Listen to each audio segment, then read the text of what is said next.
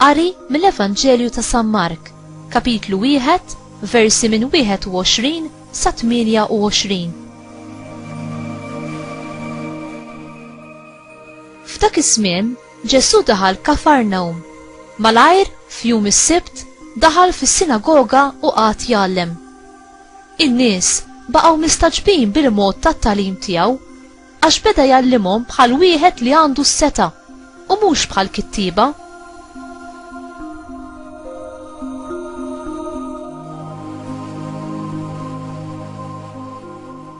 Mela ikun hemm fis-sinagoga tagħhom raġel bi spirtu ħażin u qabad jgħajjat u jgħid: Aħna x'għandna x'naqsmu, Ġesu ta' Nażaret, ġejt biex teqridna? Jien naf min int, il-Qaddies ta' Alla.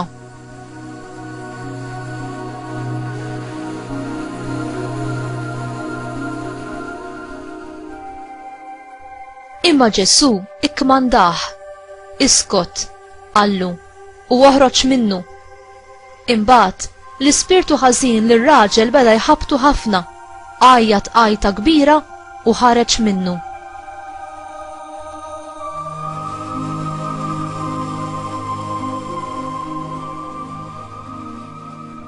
U l-koll staġbu u bdew jistaqsu lil xulxin u jgħidu: Dan x'inhu?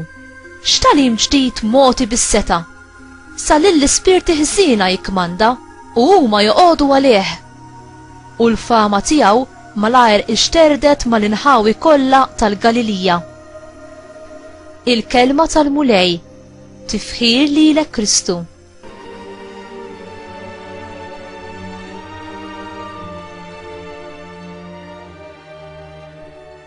Inti kif twieġeb għall-kelma ta' Alla?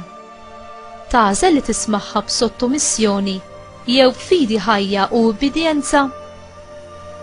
Meta Ġesu kien jgħallem u kien jitkellem b'awtorità. Kien jitkellem il-kelma ta' Alla bħalma ħadd qabel kien għamel. Meta ir-rabbini ta' żmienu kienu jgħallmu, kienu jsaħħu l-istaqarrijiet tagħhom bi kwotazzjonijiet minn awtoritajiet oħra. Il-profeti tkellmu b'awtorità li bija qabbadhom Alla u kienu jibdew id-diskors tagħhom bil-kliem: Hekk jgħid il-mulej.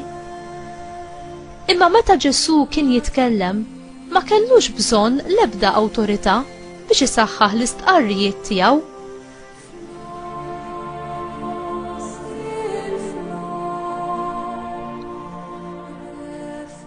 Ġesu kien l-awtorità inkarnata, il-kelma ta' Alla li saret laħam. Meta kien jitkellem hu, Alla nnifsu kien jitkellem.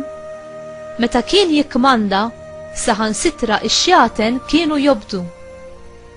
Jekk id-demoni, l-anġli imwaqqa, kellhom fidi fl-iben ta' Alla, kemm aktar aħna għandna nemmnu fil-Vanġelu b'fidi ċerta f'moħħna u f'qalbna u nafdaw ħajjitna f'idejn il-mulej Ġesu. Jekk aħna nirsqu lejn il-kelma ta' Alla b'sottomissjoni lejha, bħeġġa biex inwettqu kull ma l-mulej jixtieq, aħna qegħdin f'pożizzjoni aħjar biex nitalmu dak li Alla jridna nitalmu permezz ta' kemtu. Jekk nemmnu fih biss, bla ma ngħixu skont kif jallimna hu, inkunu wasanna biss fil-livell tax-xjaten li jemmnu u jarfu f'Ġesu dak li hu il-mulej, imma jinsabu ndannati. Int ħerqan biex titgħallem aktar dwar il-mulej u tħallih jieħu kontroll tal-ħajja tiegħek u jkun is-sit ta' dak li taħseb, ta' dak li tgħid u ta' dak li tagħmel?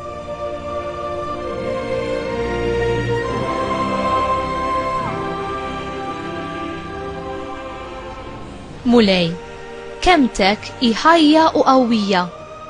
Għamel li jien qatt ma niddubita l-imħabba u l-ħnina tiegħek li ssalvani, li tfejjaqni, li tġeddidni u tatini li ngħix liberu mid-dnub il-mejjet.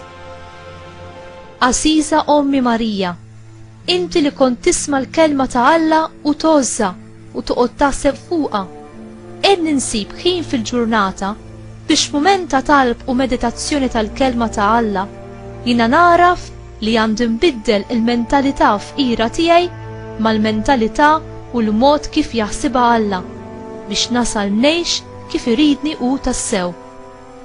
Amen.